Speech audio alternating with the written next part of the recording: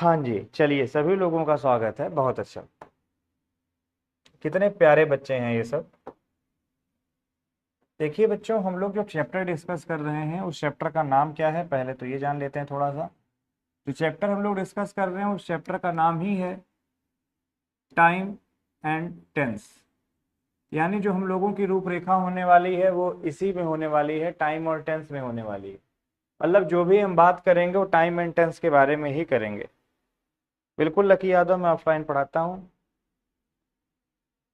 अरे मृदुल, आप में क्वालिटी भाई। टाइम एंड टेंस बच्चे, अभी जो टाइम एंड टेंस है, कल के डेट में हमने केवल और केवल टाइम के बारे में बात करी थी, और आज के डेट में मैं केवल और केवल टेंस के बारे में आपसे बात करूंगा। तो थोड़ा सा आप लोग हमें बताएंगे कि आप लोग क्या जानते हैं टेंस के बारे में, आपको क्या पता है। इस पे नहीं ठीक है लिखने में, no, it is not good.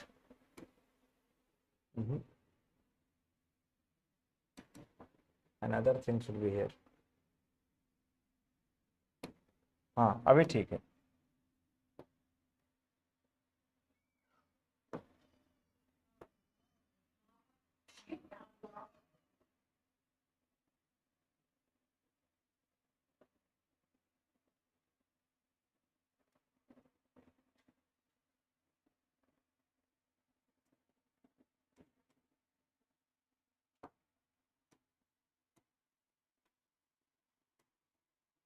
थोड़ा सा हमें आप लोग बताएं टेंस के बारे में। जैसा कि कल मैंने आपको बहुत ज्यादा कंफ्यूज किया था, तो मैं आपको बताता हूँ बेसिकली टेंस है क्या। टेंस के बारे में हमेशा ध्यान रखेंगे, टेंस क्या है। The form of finite verb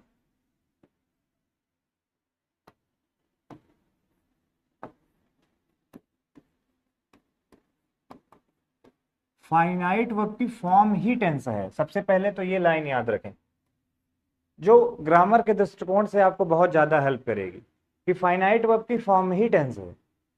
और दूसरा, the state of an action is tense. The state of an action, किसी एक्शन की क्या स्टेट है, ये टेंस है। बस ये दो बातें आप अपने दिमाग में फिट कर लीजिए, एकदम पूरी तरह से आपको टेंस का कॉन्सेप्ट क्लियर हो जाएगा। तो एक एक चीजों पर बात कर लेते हैं। चूंकि फाइनाइट वर्ब आ चुका है तो कई सारे ऐसे भाई भी होंगे जिनको यही नहीं पता होगा कि फाइनाइट वर्ब क्या होती है, what is basically finite verb. बहुत सारे लोग ऐसे हैं जिनको नहीं पता है, तो मैं आपको बता देता हूँ फाइनाइट वर्ब क्या होती है। उसको आइए हम लोग एक एग्जाम्पल से समझते हैं। ये सेंटेंस मेरा बहुत पुराना सेंटेंस है और हर जगह मैं यही सेंटेंस लिखता हूँ, सारे बच्चों को पता भी होगा। I want to go. दूसरा मैं लिखता हूँ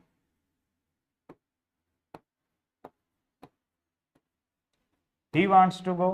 और तीसरा मैं लिखता हूँ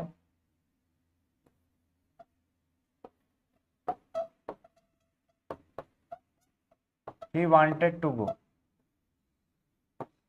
मेरे भाई, आपको यहां पर दो वर्ब देखने को मिल रही होगी। यहां पर आपको दो वर्ब देखने को मिल रही होगी। पहली वर्ब तो आपको ये देखने को मिल रही होगी, और दूसरी वर्ब आपको ये देखने को मिल रही होगी, तीसरी ये भी मिल रही होगी। अब आप कहोगे सर ये तो सब वांट की फॉर्म है, बड़ी अच्छी बात है। मेरे भाई, आपको ये टू गो भी देखने को मिल रहा होगा। इसको थोड़ा सा हम अलग कलर से हाईलाइट कर लेते हैं। ये टू गो भी आपको देखने को मिल रहा होगा, ये वाला टू गो भी आपको देखने को मिल रहा होगा। अब अगर आप ध्यान से देखो तो आय क्या था। अगर हम आय के बारे में बात करें तो आय हमारा सब्जेक्ट है। ही के बारे में बात करें, ही क्या है, ही हमारा सब्जेक्ट है। तो एक छोटा सा कॉन्सेप्ट हमने सीखा कि सब्जेक्ट हमारा प्लूरल था तो वर्ब हमारी प्लूरल आई, सब्जेक्ट हमारा सिंगुलर हुआ तो वर्ब हमारी सिंगुलर हुई। टाइम बदल गया तो भी वर्ब बदल गई। कहने का मतलब दो, कि सब्जेक्ट के बदलने से नंबर एक, टाइम के बदलने से नंबर दो। तो फाइनाइट वर्ब किसे कहते हैं, ग्रामेरियन ने डेफिनेशन दिया। फाइनाइट वर्ब उसे कहते हैं एक ऐसी वर्ब जो सब्जेक्ट के अकॉर्डिंग बदल जाए, एक ऐसी वर्ब जो टाइम के अकॉर्डिंग बदल जाए। उस वर्ब को क्या कहा जाता है, उस वर्ब को फाइनाइट वर्ब कहा जाता है। अगर ही सिंगुलर हुआ तो वांट्स कर दिया, यानी ये वर्ब क्या हो रही है भैया, ये वर्ब सब्जेक्ट के अकॉर्डिंग चेंज हो रही है। और यहां क्या हो रहा है, यहां टाइम के अकॉर्डिंग चेंज हो रही है, यहां पर पास्ट हो गया। यानी एक ऐसी वर्ब जो सब्जेक्ट के अकॉर्डिंग बदल जाए, एक ऐसी वर्ब जो टाइम के अकॉर्डिंग बदल जाए, उस वर्ब को क्या कहा जाता है, उस वर्ब को फाइनाइट वर्ब कहा जाता है। पहला कॉन्सेप्ट यहां से क्लियर हुआ। दूसरे पहलू पर बात करें तो टू गो जो हमारे सामने लिखा हुआ है, इसको हम फाइनाइट नहीं कहेंगे, इसको हम कह रहे होंगे नॉन फाइनाइट वर्ब। इसको हम नॉन फाइनाइट कह रहे हैं, इसके कहने का मतलब क्या, एक ऐसी वर्ब, सब्जेक्ट बदला तो क्या टू गो बदल गया, क्या नहीं बदला, तीनों में एक जैसा है, कांस्टेंट है। यानी एक ऐसी वर्ब जो सब्जेक्ट, क्या मैंने कहा, एक ऐसी वर्ब जो हमारे सब्जेक्ट के अकॉर्डिंग या हमारे टाइम के अकॉर्डिंग चेंज नहीं होती, उसको कहा जाता है नॉन फाइनाइट वर्ब। तो जो सब्जेक्ट और टाइम के अकॉर्डिंग चेंज हो जाए वो फाइनाइट, जो सब्जेक्ट और टाइम के अकॉर्डिंग चेंज ना हो वो नॉन फाइनाइट। बस इतनी सी ही बातें आप लोगों को ध्यान रखनी है। बोलो जरा, यहां तक बातें आप लोगों को समझ में आ गई कि नहीं आ गई? जल्दी कमेंट करिए, जल्दी बताइए।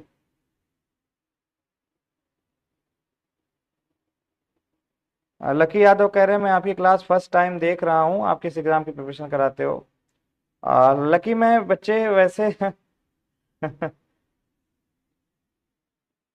बेसिकली मैं CDS NDA CGL banking in सब के लिए इंग्लिश पढ़ाता हूँ, और खासकर मैं ग्रामर पोर्शन को पढ़ाना ज़्यादा प्रेफर करता हूँ। और मेरी बुक भी है, मैं एक ऑथर भी हूँ। और जैसा कि आपने कहा कि किस लेवल के लिए है, तो बच्चे ये इंग्लिश को एज अ सेकेंड लैंग्वेज में सिखा रहा हूँ, चाहे जिस एग्जाम में आप जाएंगे आपको हेल्प करेगा। इससे अपर कंटेंट आपको नहीं कहीं देखने को मिलेगा। पेड बैच आपको लेने की कोई ज़रूरत नहीं है, पूरा का पूरा मैंने फ्री कर रखा है। ठीक है, आप फ्री में पढ़िए।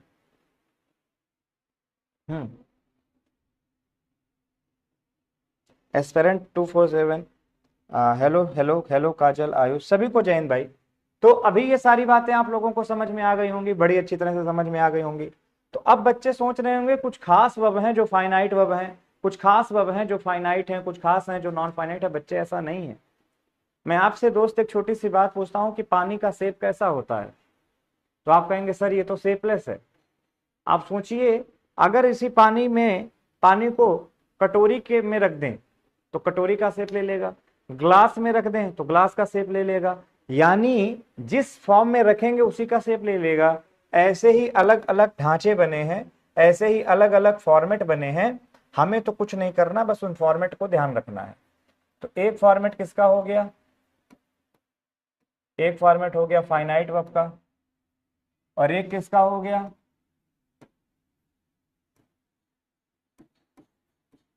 एक हो गया नॉन फाइनाइट वर्ब का। तो क्या फाइनाइट वर्ब, क्या नॉन फाइनाइट वर्ब? वर्ब की फर्स्ट फॉर्म, वर्ब की फर्स्ट फॉर्म प्लस यस और ईएस यानी सिंगुलर वाली, और वर्ब की सेकंड फॉर्म। पहले बोलो इतना याद हुआ कि नहीं याद हुआ?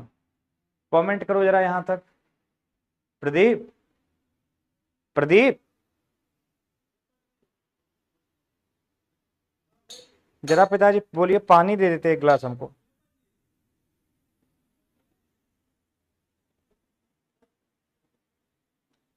बच्चे वर्ब की फर्स्ट फॉर्म हो गई, फर्स्ट फॉर्म में एस या ईएस हो गया, वर्ब की सेकंड फॉर्म हो गई, इनको कहा जाता है फाइनाइट वर्ब। क्या कहा जाता है? Finite verb. क्लियर हो गया होगा। और याद रख लेना इसी में क्या, कि हेल्पिंग वर्ब के साथ कौन सी फॉर्म, आईएनजी फॉर्म, और हेल्पिंग वर्ब के साथ कौन सी फॉर्म, थर्ड फॉर्म। बस इतनी ही फाइनाइट वर्ब है, इनके अलावा इतना ही शेप है फाइनाइट वर्ब का। किसी भी वर्ब को इस शेप में रखोगे फाइनाइट बन जाएगी। इसके अलावा आपने कहीं पर वर्ब की बेस फॉर्म को रख दिया टू के संग में, केवल आईएनजी फॉर्म को रख दिया, हैविंग के साथ थर्ड फॉर्म में रख दिया, तो ये नॉन फाइनाइट हो गया। अब अगर मैं आपसे पूछ लूं कि बेटा एक बात बताओ, गो कौन सी फॉर्म है, तो आप क्या बताओगे? गो वर्ब की फर्स्ट फॉर्म है तो फाइनाइट है। अगर आपसे मैंने कह दिया टू गो तो ये नॉन फाइनाइट है। मैंने आपसे कहा गोइंग, तो गोइंग बेटा नॉन फाइनाइट है। मैंने कहा इज गोइंग, ये फाइनाइट है। आर गोइंग, ये फाइनाइट है। वर गोइंग, ये फाइनाइट है। Am gone, no sorry, have gone, finite है। हैड गॉन, फाइनाइट है। Having gone, non finite. तो पहले तो ये पहचानना सीखो टेंस किस में देखोगे, क्योंकि तुम्हारे रीढ़ की हड्डी ये है ना कि ये अलग एरिया है। इसको बाद में डील करेंगे हम लोग मूड वाले चैप्टर में। तुम्हारे लिए सबसे इंपॉर्टेंट इसे पढ़ना है ना कि इसे। तो तुम बेस में सबसे पहले तो इसे पढ़ो। गेटिंग और नॉट?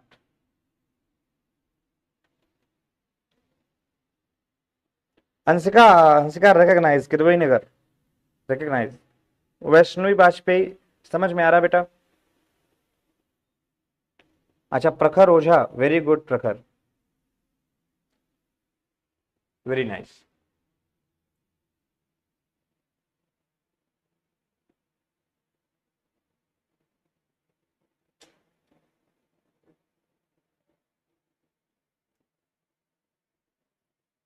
बेटा एक गिलास पानी और लाओ, प्यास बहुत जोर लगी थी, जाओ। अब इतनी बात जब बच्चे आप लोगों को समझ में आ गई तो थोड़ा सा और समझ लो, क्या समझना है। जो हमने ये कॉन्सेप्ट बिठा रखा अपने दिमाग में कि सब्जेक्ट को देखो और वर्ब को देखो तो सेंटेंस बन जाता है, कुछ नहीं बन जाता है, ये गलत डेफिनेशन है। आप आई लिखो और यहां लिख दो टू रोट, यहां लिख दो राइटिंग, तो क्या ये सेंटेंस बनेगा क्या? सेंटेंस बनाने के लिए वर्ब का होना जरूरी नहीं है। सेंटेंस बनाने के लिए एक बात मैं बताता हूं, फाइनाइट वर्ब का होना जरूरी है। जब तक फाइनाइट वर्ब नहीं होगी तब तक सेंटेंस नहीं बन सकता और ना ही उसका कोई टेंस कंसीडर किया जाएगा। तो टेंस में सबसे पहले ध्यान किसको रखना है? इन चीजों को ध्यान में रखना है। सबसे पहला पॉइंट तो हमें यह ध्यान रखना है, पहला चीज। अब दूसरी बात जो हमने टेंस के बारे में कही है वो मैं आपको बता रहा हूं, ठीक है? जो दूसरी बात मैंने कही है वो चीजें मैं आपको चल रहा हूं बताने के लिए। ठीक बेटा, जाओ, धन्यवाद।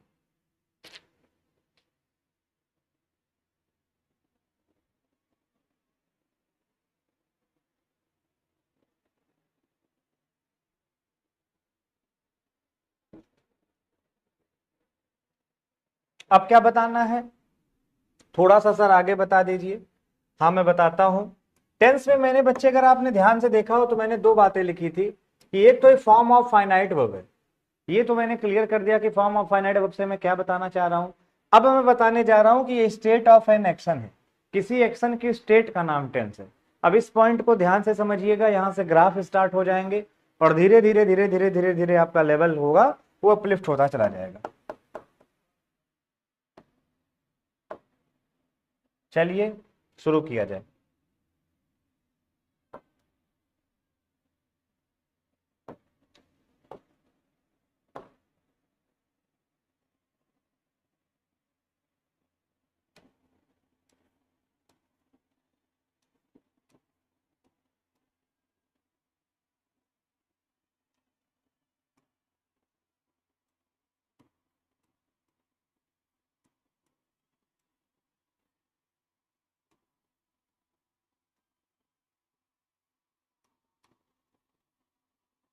स्टेट ऑफ एन एक्शन, किसी एक्शन की स्टेट को भी क्या कहा जाता है? टेंस कहा जाता है। अब ये मैं क्या बताने जा रहा हूं आप उसे बड़े ध्यान से समझें।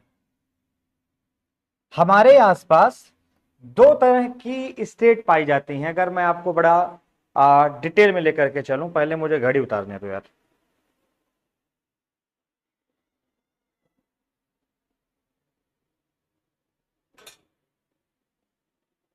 हमारे आपके आसपास दो तरह की स्टेट पाई जाती हैं।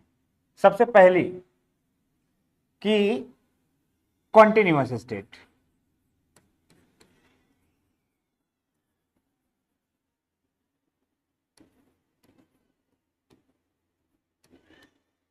आप लोग साथ साथ अपना नोट्स वगैरह अगर बनाने की इच्छा हो तो बनाइएगा, नहीं इच्छा हो तो भी बनाइएगा, अदरवाइज क्लास छोड़ के चले जाइएगा। देखो, पढ़ाई करते समय बेटा सीरियस होके पढ़ाई करनी चाहिए। मतलब अगर वो पढ़ाई करते समय तुम बैठे हो, हाँ चलो ठीक है फोन ले लिया, चलो अच्छा बाद में देख लेंगे, तो तुम भाग जाओ, तुम्हारे लिए पढ़ाई है ही नहीं। फिर तुम पढ़ाई करने का मतलब है कॉपी पेन लेके बैठो, टाइम पास तो बिल्कुल करना नहीं, क्योंकि यहां तुम्हें हर सब पर ध्यान रखना है, रिवीजन करना है। कॉन्टिन्यूअस स्टेट क्या होती है? अरे कॉन्टिन्यूअस का मतलब इम्परफेक्ट स्टेट,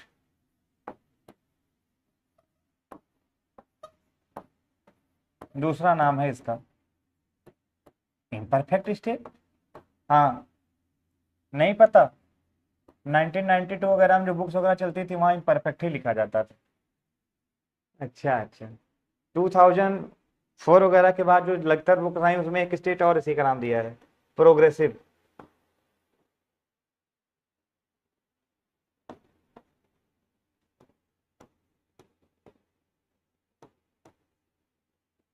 तो कितने नाम हो गए इसके? इसके हो गए 3 नाम। चाहे कॉन्टिन्यूअस कह दो, चाहे इम्परफेक्ट, परफेक्ट नहीं, इम्परफेक्ट, और चाहे प्रोग्रेसिव कह लो। ये कुछ समझ नहीं आया? आएगा भी नहीं, ऐसे बेटा समझाना पड़ेगा। कॉन्टिन्यूअस स्टेट उसे कहते हैं जो इनकम्प्लीटेड है। इनकम्प्लीटेड माने क्या? अरे इनकम्प्लीटेड का मतलब वो काम पूरा पूरा नहीं हुआ है, अनडन एक्शन है। अनडन? अरे डन माने पूरा हो गया, अनडन माने अभी तक हुआ ही नहीं। एक लाइन याद रखो, बहुत ज्यादा हेल्प करेगी आप लोगों को। क्या? टेम्परेरी एक्शन है।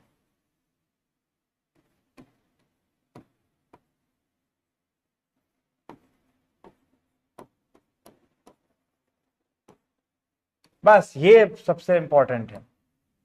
ये कॉन्टिन्यूअस जो भी है, प्रेजेंट का हो, पास्ट का हो, फ्यूचर का हो, ये सब तो जो तुम बता रहे हो सब ठीक है, लेकिन ये सबसे इंपॉर्टेंट पॉइंट रहा कि ये टेम्परेरी एक्शन। कैसा एक्शन है? टेम्परेरी एक्शन है। ये टेम्परेरी एक्शन है, टेम्परेरी चीजों के बारे में बात करता है। अच्छा ठीक, हम ये भी समझ गए। थोड़ा सा और हमें बताओ, टेम्परेरी एक्शन क्या होता है? तो टेम्परेरी एक्शन क्या होता है बेटा, वो मैं तुम्हें बता रहा हूं, बड़े ध्यान से हमारी बात को समझना।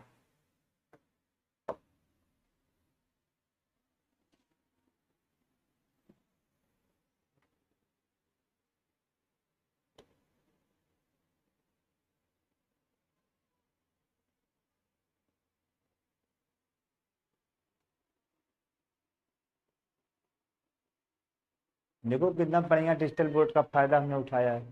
अब बताता हूँ टेम्परेरी एक्शन क्या होता है, रुक जाओ।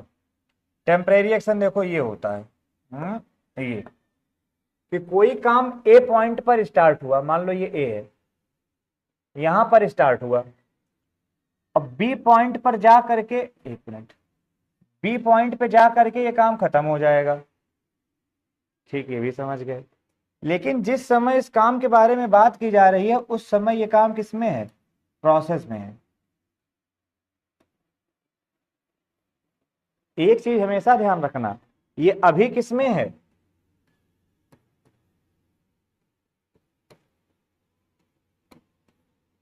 प्रोसेस में है। यानी एक समय बाद ये कंप्लीट होगा, जरूर होगा। क्यों? क्योंकि ये कैसा एक्शन है? ये टेम्परेरी एक्शन है। क्यों? क्योंकि ये किस स्टेट में है? प्रोग्रेसिव स्टेट में। तो इसको क्या कहा जाता है? इसको कॉन्टिन्यूअस कहा जाता है। ये परमानेंट नहीं है, ये टेम्परेरी है, ये ध्यान रखो। पहला लाइन,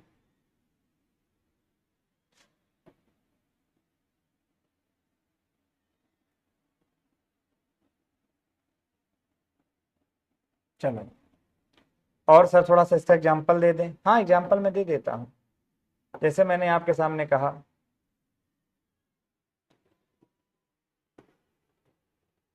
आई एम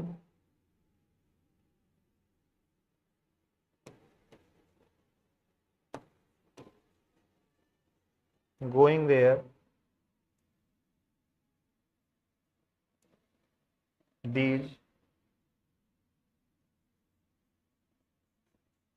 days।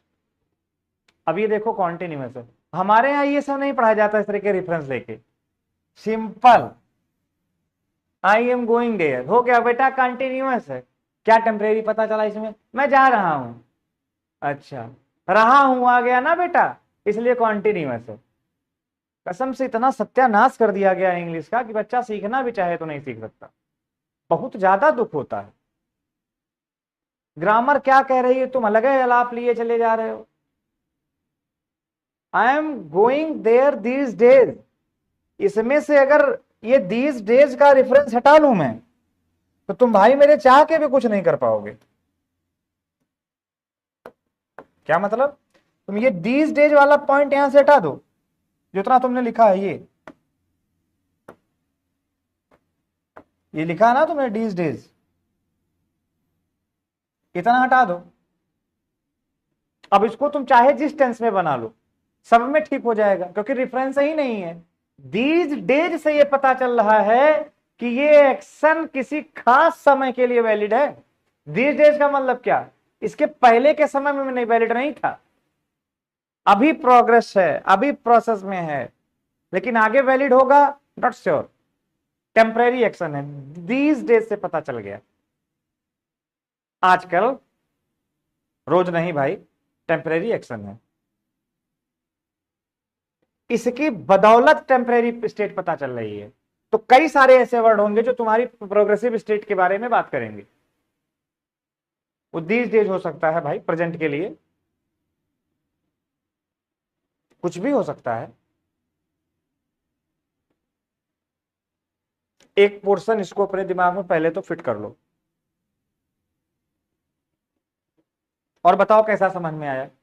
ये मैं बता रहा हूं, इस तरह से रेफरेंस आपको समझना है, रूल नहीं, रेफरेंस समझना है हमें एज ए सेकेंड लैंग्वेज में। तो पहली स्टेट ये कॉन्टिन्यूअस हो गई। अब दूसरे स्टेट के बारे में बात करो।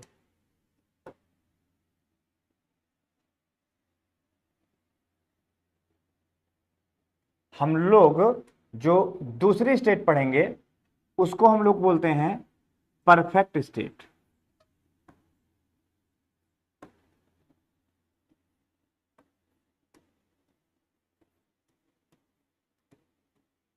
परफेक्ट स्टेट का मतलब क्या? परफेक्ट स्टेट का मतलब क्या? परफेक्ट स्टेट का मतलब ये कि ये हमेशा कंप्लीटेड एक्शन के बारे में बात करेगी या डन एक्शन के बारे में बात करेगी। हमेशा कंप्लीटेड या डन एक्शन के बारे में बात होगा, ये ध्यान रखिए। अच्छा, हाँ, इसमें हमेशा कंप्लीटेड या डन एक्शन के बारे में बात होगा। मतलब कुछ भी होना बाकी नहीं है, जो होना था सब हो गया, कंप्लीट है एक्शन वो। क्या मतलब? मतलब ये है बेटा कि कोई भी काम, आप ऐसे चार्ट बना लो, कोई काम ए पॉइंट पे शुरू हुआ और वो काम जाते जाते बी पॉइंट पे खत्म भी हो गया, उसमें होना कुछ बाकी नहीं है, पूरा पूरा काम कंप्लीट है, उसको कहा जाता है परफेक्ट स्टेट। अच्छा, तो सर कैसे याद रखें हम? बस बेटा ऐसे लिख दो कि he has completed his homework, उसने अपना काम पूरा कर लिया है या चुका है, वह हो गया परफेक्ट। यही पढ़ाया जाता है, चुका चुके चुके परफेक्ट वहीं रुके। हिंदी करके तुम सीखोगे, पेपर में हिंदी आएगी, आए तो पढ़ाया जाए, ट्रांसलेटर तुम्हें बनना हो तो पढ़ाया जाए। क्या मजाक है, क्या किया जा सकता है बताओ। अरे स्कॉर्पियो भाई, गौरव यार सच में you guys are wonderful. Piyush Pal completed action, good.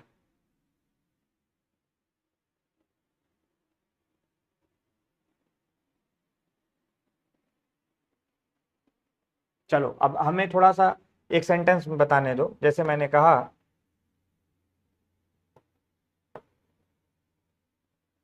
I have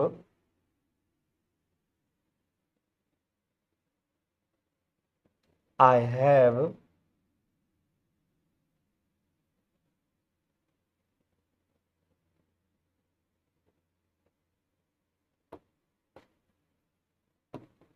got this news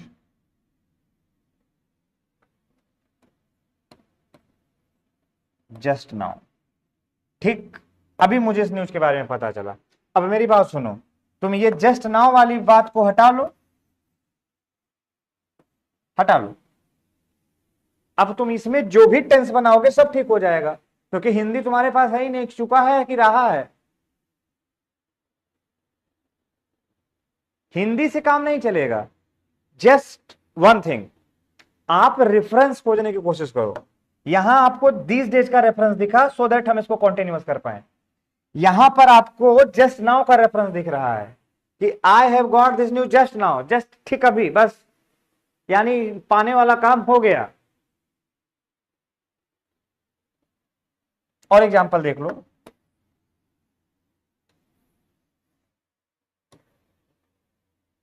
example और देखो, एग्जाम्पल की कमी नहीं है भाई। I have already taken admission for that particular course what ever, live that. अब यहां पे ये ऑलरेडी ना लगा होता तो फिर तुम इसको बनाते रहते। ये ऑलरेडी से तुम्हें पता चल गया कि जो बात हो रही है ये कंप्लीटेड एक्शन है। तो let me focus on 2 points. कौन क्या कमेंट कह रहा है? नमस्ते सर जी, आदित्य गुप्ता, नमस्ते भाई। आर्यन सचान, हेलो भाई। चलो,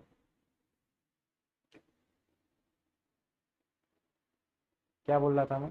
हाँ, तो दो स्टेट तुम्हें बहुत अच्छी तरह से क्लियर हो गई होंगी आज की क्लास में कि कॉन्टिन्यूअस स्टेट क्या होती है एक तरफ, परफेक्ट स्टेट क्या होती है एक तरफ। अब थोड़ा सा हम लोग बात करेंगे किसके बारे में? अब हम लोग बात करेंगे, जब स्टेट के बारे में बात हो ही रही है तो एक तीसरी स्टेट भी हमारे सामने निकल करके आती है, उसको कहा जाता है परफेक्ट कॉन्टिन्यूअस स्टेट।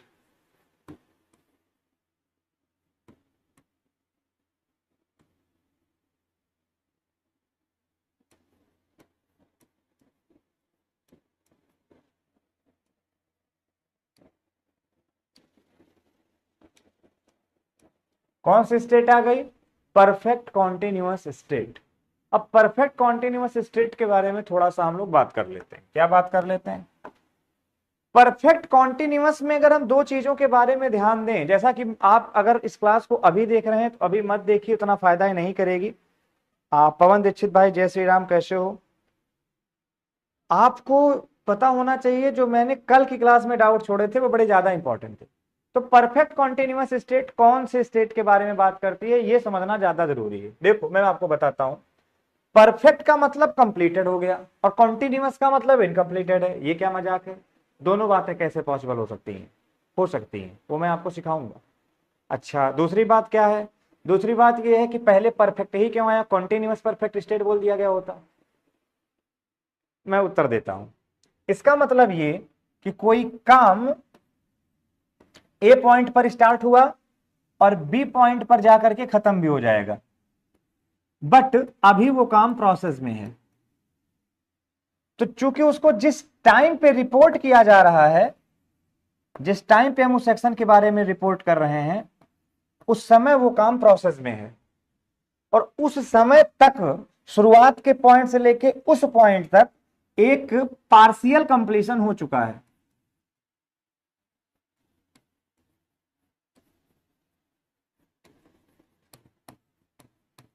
एक पार्शियल कंप्लीशन हो चुका है। चूंकि अभी काम पूरा नहीं हुआ है, एक पार्शियल कंप्लीशन हो गया है, जिस पॉइंट पे रिपोर्ट किया गया है वहां तक, बाकी आगे अभी वो प्रोसेस में है। तो चूंकि आगे वाला एक्शन अभी किस में है, आगे वाला एक्शन जो है, आगे वाला एक्शन अभी प्रोसेस में है, तो जिसका पार्शियल कंप्लीशन हो गया वो परफेक्ट और जो प्रोसेस में है वो कॉन्टिन्यूअस। इसीलिए इसका नाम क्या दे दिया गया? Perfect continuous. अब इस बात को आप एग्जांपल से समझो। जैसे अगर मैं आपसे कभी कहूं कि पहले जैसे कभी भी आपने सुना होगा कई बार कहते हुए, पढ़ाते हुए, see one thing, I have been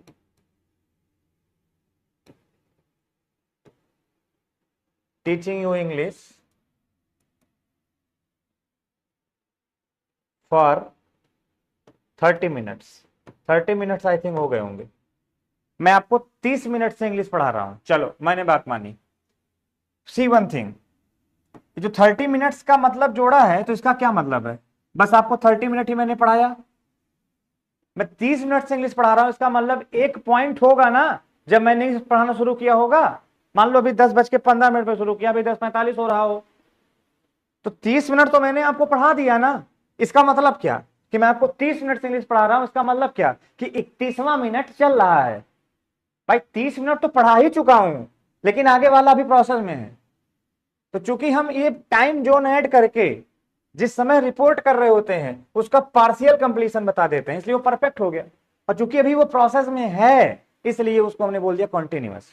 तो जो एक्शन का पार्शियल कंप्लीशन था वो परफेक्ट यानी थर्ड फॉर्म से पता चल जाता है, और जो उस एक्शन का प्रोसेस वाला काम है, प्रोग्रेस वाला, कॉन्टिन्यूअस वाला है, वो आईएनजी फॉर्म से पता चल जाता है।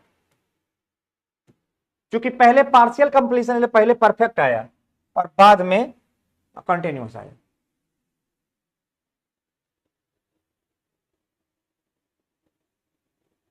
बढ़िया है, बढ़िया बढ़िया है। शिवम यूपीएससी, गुड मॉर्निंग बेटा, गुड मॉर्निंग, गुड मॉर्निंग। इस टाइम एग्जाम्पल बेटा मैंने दे रखा है, ऑलरेडी दे रखा है एग्जाम्पल। चलो, जब ये बातें समझ में आ जाए तो एक बार बताना जल्दी से समझ में आया या नहीं आया, फिर मैं आगे बढ़ूं।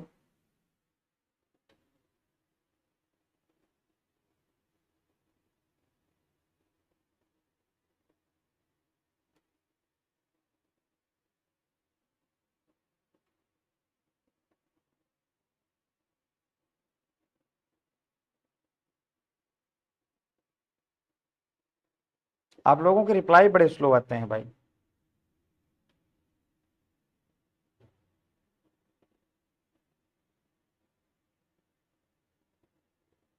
समझ में आ गया? वैष्णवी वाजपेयी, चलो सभी को समझ में आ गया। अब कल मैंने आपको जो डाउट दिया था वो ये डाउट था कि दो और दो चार होते हैं, बात डेफिनिट है तो उसको तुमने इंडेफिनिट क्यों मान लिया, टेंस का नाम प्रेजेंट इंडेफिनिट क्यों दिया? सुनो, वो बिल्कुल ठीक दिया इंडेफिनिट नाम। इन तीन स्टेट को जब तुमने क्रॉस किया तो एक चौथी स्टेट आ रही है जिसमें एक्शन जो है वो इंडेफिनिट है। देखो एक बात याद रखना,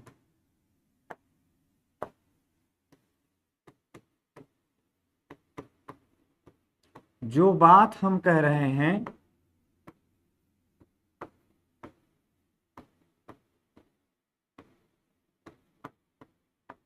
जो बात हम कह रहे हैं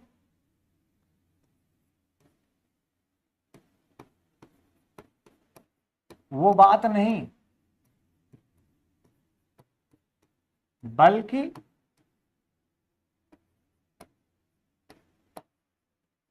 वो इवेंट कब होगा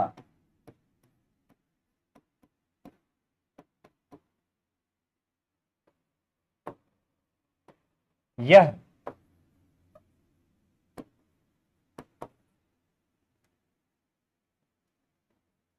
डिफाइन नहीं कर सकते, इसलिए उसका नाम क्या है, इंडेफिनिट है।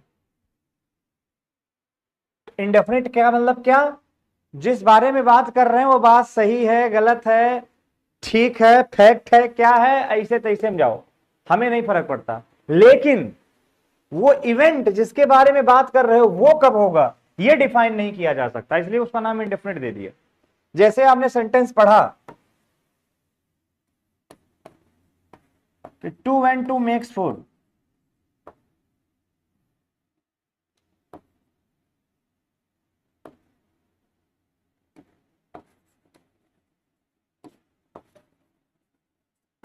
2 and 2 makes 4, जैसे आपने ये पढ़ा कि दो और दो चार होते हैं, आने का ये तो बात डेफिनिट है, नाम इंडेफिनिट क्यों?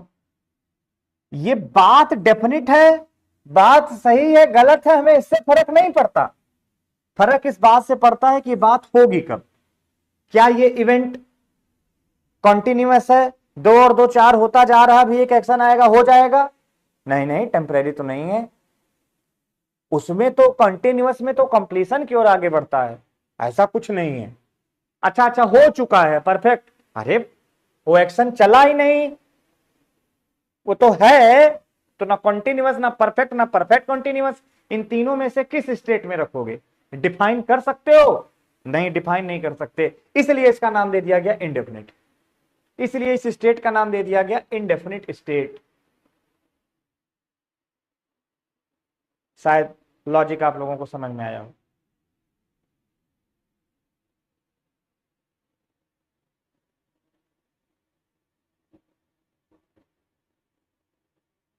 नहीं, शॉर्टेस्ट ब्लॉक बस ऐसा कुछ नहीं है।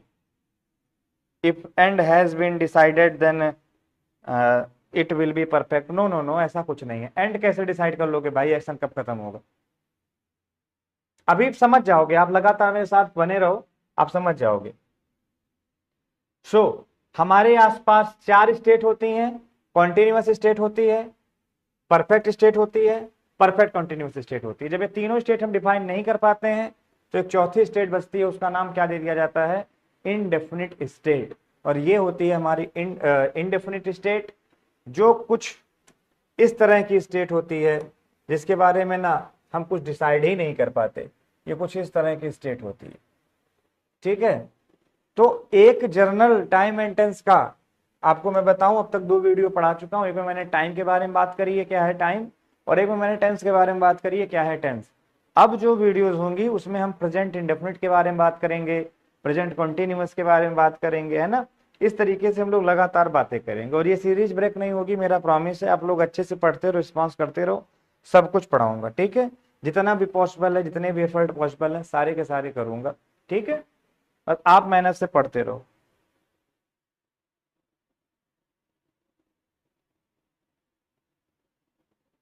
और मेरा आप सभी से एक विनम्र निवेदन है, सजेशन है कि वीडियो ऐसे बीच से मत देखा करो। पहले टाइम मेंटेनेंस का कल मैंने क्या पढ़ाया है, टाइम मेंटेनेंस है, तो कल टाइम मेंटेनेंस का पार्ट 1 पढ़ाया, पहले उसको जाके पढ़ो।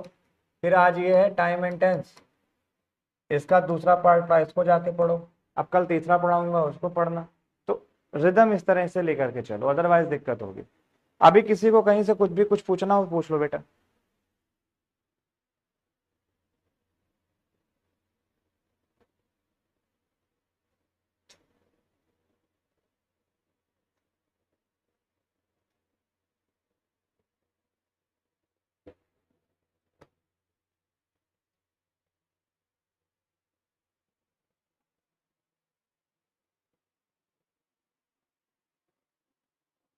क्या लिखा है किसी बच्चे ने?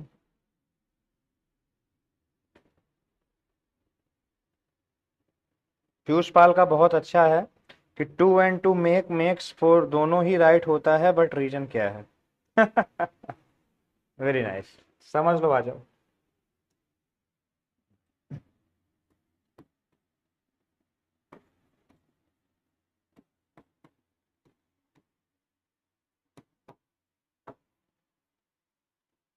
ये भी ठीक है, ये भी ठीक है। और आप यही पूछ रहे हो ना कि सर ये एक सिंगुलर है, सॉरी एक प्लूरल है, एक सिंगुलर है, ऐसा क्यों? हालांकि अगर अभी सेंटेंस में मैं से लिख दें,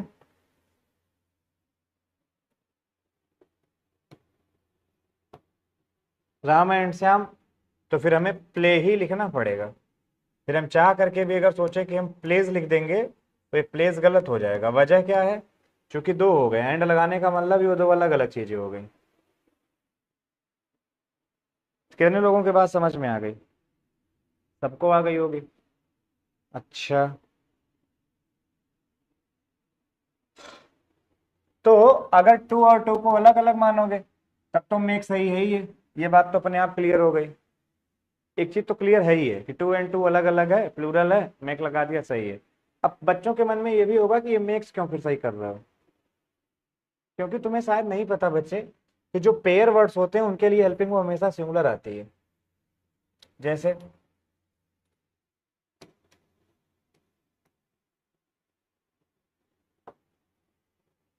bread and butter is all that we want to live. Bread and butter का मतलब क्या है? ब्रेड और बटर वो नहीं कि चपाती और मक्खन। यहाँ ब्रेड और बटर का मतलब है जीविका से, रोजी रोटी बहुत जरूरी है भैया, जो हम हर कोई चाहता है। ब्रेड एंड बटर तो पेयर वर्ड है, ब्रेड अलग है, बटर अलग है, लेकिन ये पेयर वर्ड है चूंकि, इसलिए ही जा गया। तो जब इसको हम पेयर वर्ड की तरह कंसिडर करने लगते हैं एज अ प्रोवर्बियल, तो फिर इसको मिक्स कर देते हैं, उसमें कोई बड़ा इशू नहीं है। इसलिए ग्रामेरियन इसको करते चले आ रहे हैं और उसको लोग सही करते चले जा रहे हैं।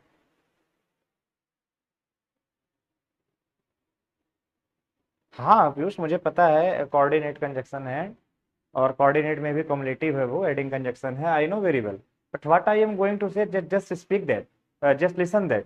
Bread and butter when considered different way, like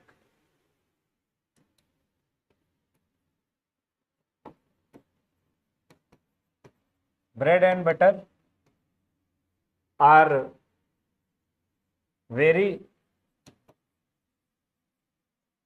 different to each other. भाई दोनों एक दूसरे से बहुत अलग होते हैं, ब्रेड अलग होता है, बटर अलग होती है, लोहार आ गया। अभी अलग अलग के बारे में बात कर रहे हैं। लेकिन बच्चे जब यहाँ पर हमने लिखा था ना ब्रेड एंड बटर, तो यहाँ पे हम पेयर वर्ड के लिए बात कर रहे थे, इसलिए हमने यहाँ पर इज लगा दिया था। ठीक है, ऐसे ही इसको जब पेयर मान लेते हैं तो मेक्स लगा देते हैं, अदरवाइज मेक लगा देते हैं।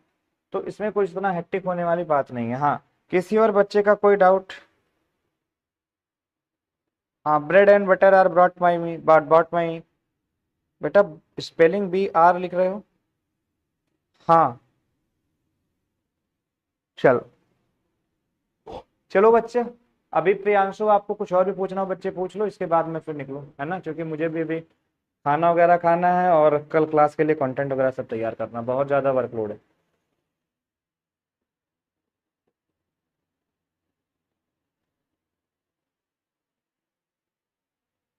हाँ, अभी सही है, क्लियर हो गया।